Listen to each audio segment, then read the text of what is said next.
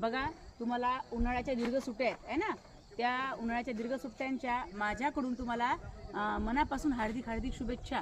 उन्हात फिरायचं नाही, हस्ताक्षराचा सराव करायचा, इंग्लिश आणि मराठीचा.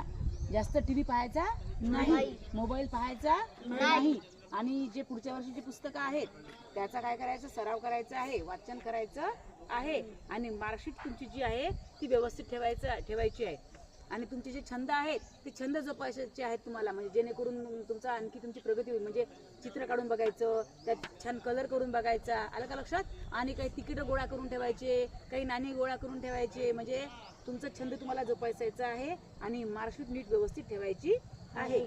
आणि ज्या चांगल्या सवयी आहेत त्या अंगीकारायच्या आहेत. उन्हात फिरायचं नाही.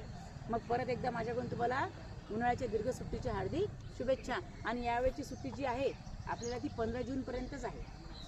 आणि 16 जूनपासून आपल्याला पुन्हा 29 तारखेपर्यंत म्हणजे 30 तारखेपर्यंत सकाळची शाळा राहील आणि 30 पासून परत आपली दुपारची शाळा राहील.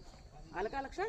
ऊन जास्त असल्यामुळे तर आपल्याला यावर्षी उन्हाळ्याची जी सुट्टी आहे ती किती तारखेपर्यंत आहे, 15 जूनपर्यंत.